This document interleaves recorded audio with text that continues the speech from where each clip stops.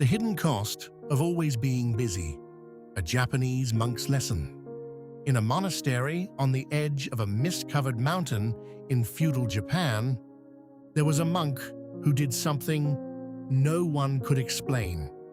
He stopped, not because he was ill, not because he had been told to. In the middle of a morning filled with duties, floors to sweep, gardens to tend, prayers to recite, he simply sat down beneath an ancient cedar tree and was still. The other monks glanced at him and kept moving.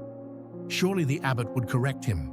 Surely there would be consequences for a man who chose stillness when the world around him demanded motion. The abbot walked past, looked at the monk beneath the cedar, and said nothing. He simply nodded and continued on his way. No one understood it, not yet. The monastery ran on discipline, dawn bells, evening prayers, a rhythm so precise it felt like the breath of the mountain itself. Every monk had duties, every duty had meaning, and in this world, effort was sacred. To work was to worship. To be busy was to be devoted.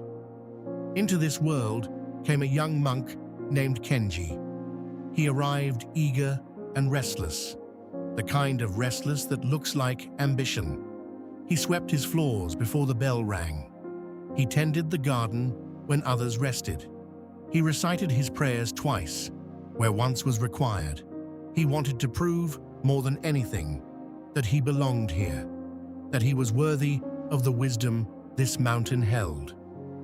The elder monk beneath the cedar watched him. He said nothing. He simply watched. Weeks passed, then months. Kenji worked harder than anyone in the monastery, and yet something began to quietly unravel. His sweeping became mechanical, his hands moving without his mind present. His prayers became recitation, without reflection. He tended the garden, but stopped seeing it. The plum blossoms opened, and he did not notice. The first snow came, and he walked through it without looking up. He was doing everything and experiencing nothing. He told himself this was discipline. He told himself this was devotion. What he did not tell himself, because he could not see it yet, was that he was afraid that if he stopped, even for a moment, he would discover that all his effort had been leading nowhere, that the stillness would ask him questions he was not ready to answer. So he kept moving, because motion felt like proof. One morning, the elder monk called Kenji to his quarters. He did not speak at first. He simply picked up a clay bowl and a pitcher of water and began to pour. The bowl filled. The water reached the rim, and still he poured, slowly, deliberately, until the water spilled over the edge and pooled onto the stone floor. Kenji watched, confused. The elder monk set the pitcher down and looked at him. You cannot pour wisdom into a cup that is already full. That was all he said. Kenji left the room and sat down in the garden, for the first time, without a task in his hands. He did not sweep. He did not recite. He did not tend or labor or prove.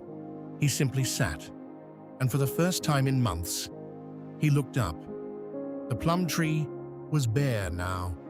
Winter had come fully, but the branches held a particular kind of beauty he had never allowed himself to notice. The silence of the mountain was not empty. It was full of something he had been too busy to hear. He stayed there until the evening bell rang. One afternoon, that was all it took to begin. Here is the truth that monastery held, and that your life may be holding right now. Busyness is not a virtue. For many of us, it is armor. We stay in motion because motion feels like progress. We fill our hours because full hours feel like purpose. We answer one more message, take one more call, start one more task, not because it is necessary, but because stillness frightens us.